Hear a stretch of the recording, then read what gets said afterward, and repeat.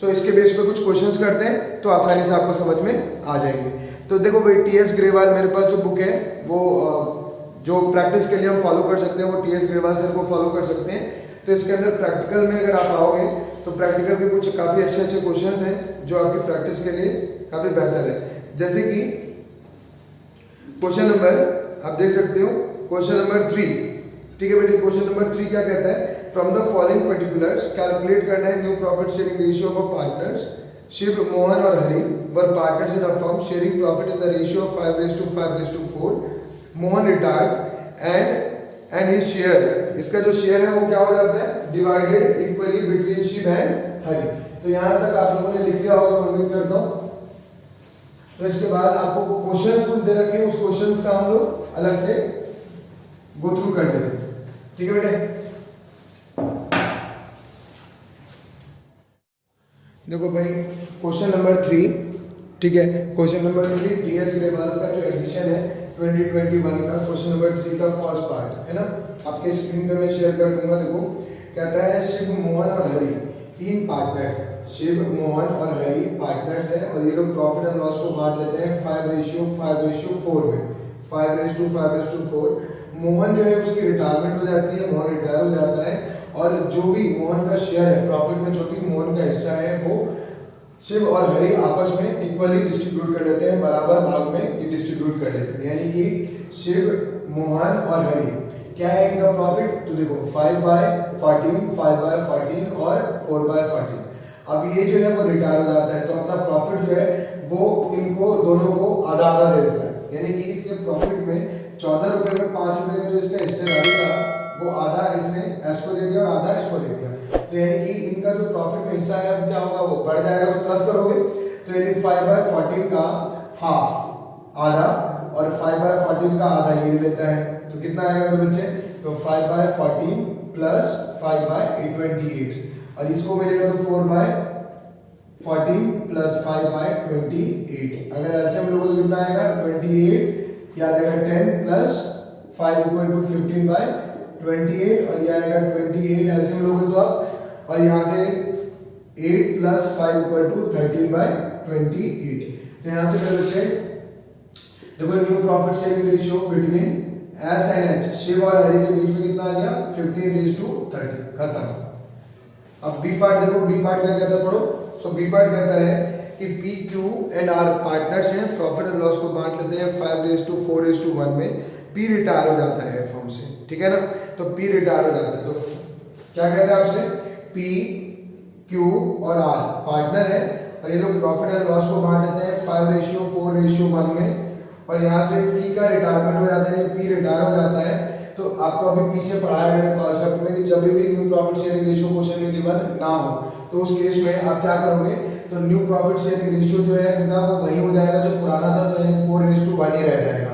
और यही जो होता है ध्यान रखने वाली बात है कि जब न्यू प्रॉफिट शेयरिंग रेशियो में अलग से कुछ चेंजेस ना ले रखे हो तो जो इनका गेनिंग रेशियो होता है वही क्या बन जाता है, वही उनका न्यू प्रॉफिट शेयरिंग रेशियो बन जाता है और वही गेनिंग रेशियो हो जाता है। ठीक है बेटे, मैं उम्मीद करता हूं समझ में आ गया होगा। चलो आगे बढ़ते हैं, एक क्वेश्चन और करते हैं अच्छा सा, क्वेश्चन नंबर 6। बेटे सभी देखेंगे क्वेश्चन नंबर 6, एक बार करते हैं क्या कहता है। देखो बेटे इस वीडियो के अंदर जो है वो क्वेश्चन नंबर 6 देखो क्या कहता है। So X, Y and Z जो है वो पार्टनर्स हैं, एक्स, वाई और Z, W X Y Z partners हैं। प्रॉफिट एंड लॉस को 1/3, 1/6, 1/3 एंड 1/6 में बांट लेते हैं।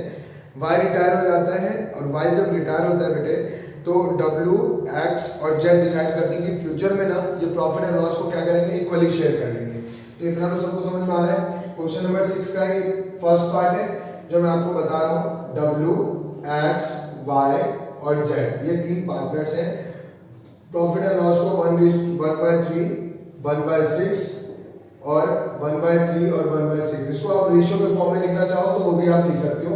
कैसे, तो सबका बेस 2 कर लिया हम, अगर सबका बेस अगर हम 6 कर देते हैं तो क्या आ जाएगा, ये 3 आ जाएगा, तो ये क्या आ जाएगा, इनटू में 2 डिवाइड बाय 2 करोगे तो क्या आ जाएगा, तो ये आ जाएगा आपका कि 2/6, सॉरी 2/6, ये आ जाएगा आपका 1/6, ये आ जाएगा आपका 2/6 और ये 1/6, यानी कि 2:1:2:1 हो जाएगा।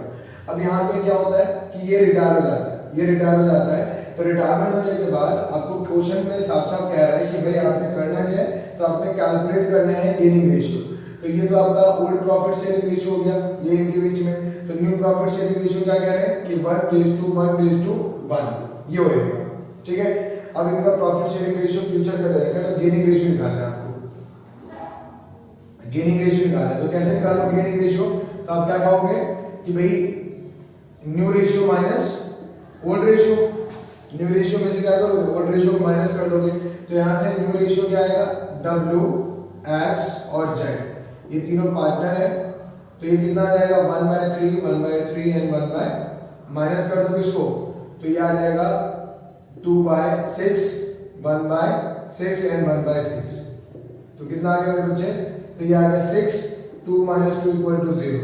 यहाँ से आ जाएगा 6, ये कितना आ गया 2 - 1 = 1/6, यानी कि ये जो है वो गेन कर जाता है और ये क्या कर जाता है, तो 6, और ये आ जाएगा 2 - 1 = 1/6।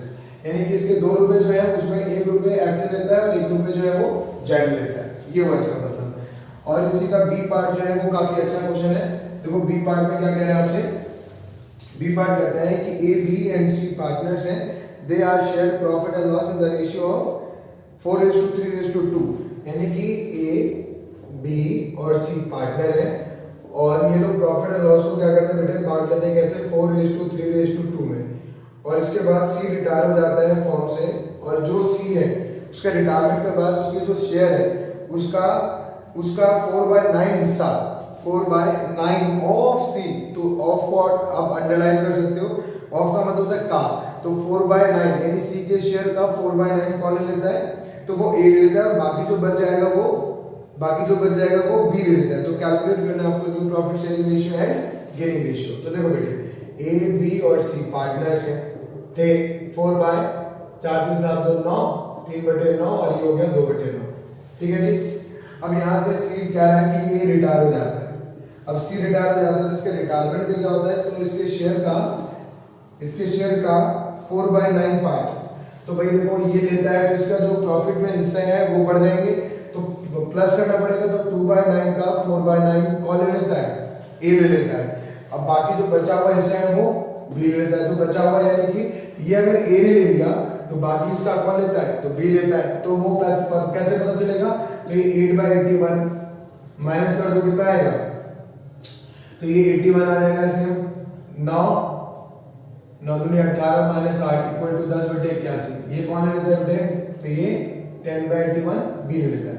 अब टोटल करो तो 4/9 प्लस 8/81, ऐसे हम लोगों को तो कितना आएगा 81, 9 9 चौक 36 प्लस 8 = 44/81, और ये आ जाएगा आपका, ये इसका करोगे तो 81 9 3 27 प्लस 10 = 37/81। तो यहाँ से ये रिमेनिंग शेयर बी ने ले लिया, तो ए और बी के बीच में जो प्रॉफिट शेयरिंग रेशियो है वो 44:37 हो गया न्यू प्रॉफिट शेयरिंग रेशियो, ठीक है बेटे। यहाँ तो कोई परेशानी, मैं उम्मीद करता हूँ यहाँ तक आप लोगों को समझ में आ रहा है। अब यहाँ से अगर गेनिंग रेशियो मेरे से पूछा जाए तो गेनिंग रेशियो कैसे निकालोगे, तो न्यू प्रॉफिट शेयरिंग रेशियो यानी कि new ratio minus old ratio. New ratio में से अगर मैं ओल्ड रेशियो को हटा दूं तो क्या बनेगा, तो यहाँ से आ जाएगा आपका गेनिंग रेशियो। अब यहाँ से आप या तो ऐसे भी निकाल सकते हो या फिर डायरेक्टली यही तो गेन किया है हमने, तो ये कितना आ गया 8/81, यानी कि अगर गेनिंग रेशियो में निकालना है किसके बीच में, ए और बी के बीच में, तो ये कितना हो गया 8/81 और ये आ गया 10/81। तो यहाँ से रेशियो आ गया 8:10 और ये आ गया 4:5, ये आ गया रेशियो, ठीक है बच्चे। तो ये था बेसिकली रिटायरमेंट में calculation of new profit sharing ratio and gaining ratio calculate करना। नेक्स्ट वीडियो में आप लोगों को एक्सप्लेन कर दूंगा अकाउंटिंग ट्रीटमेंट गुडविल का कैसे करते हैं, ठीक है बेटे। सो अभी के लिए इतना काफी है, ओके बाय, थैंक यू, ठीक है बेटे। तो देखो यहाँ से ना जब मेरे को ये समझ में आ जाता है कि भाई न्यू प्रॉफिट शेयरिंग रेशियो कैसे कैलकुलेट करना है, तो फिर देखो टीएस अग्रवाल क्वेश्चन नंबर 6 का पार्ट है, W, X, Y और Z पार्टनर्स हैं और ये लोग प्रॉफिट एंड लॉस को जो है 1/3, 1/6, 1/3 एंड 1/6 में डिस्ट्रीब्यूट कर देते हैं। और जो इनका ओवरऑल प्रॉफिट शेयरिंग रेशियो है वो 2:1:1। अगर इस तरीके से आप इसको करोगे तो नॉर्मली आप मल्टीप्लाई करके इसको रेशियो के फॉर्म में लिख सकते हो। अगर कोई बच्चे को समझ कम आता है तो वो रेशियो के फॉर्म में भी लिख करके समझ सकते हैं। अब यहाँ से new profit sharing ratio question कह रहा है कि ये लोग फ्यूचर में क्या करते हैं, प्रॉफिट एंड लॉस को जो है वो इक्वली डिस्ट्रीब्यूट कर देंगे।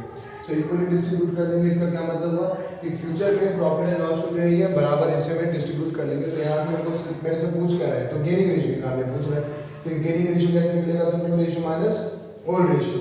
तो W, X और Z का गेनिंग रेशियो तो 1/3 1/3 1/3 माइनस कर दो 2/6 1/6 एंड 1/6। तो यहाँ से क्या रहता है, तो W जो है ना तो गेन करता है ना कोई सेक्रीफाइस करता है, जबकि X और Z जो है वो 6 रुपए में 1 रुपए गेन कर जाता है और 6 रुपए में 1 रुपए Z गेन कर जाता है। ठीक है बेटे, और यहाँ से आपका जो दूसरा है पार्ट बी शुरू हो जाता है। तो पार्ट बी क्या कहते हैं वो आप देखो।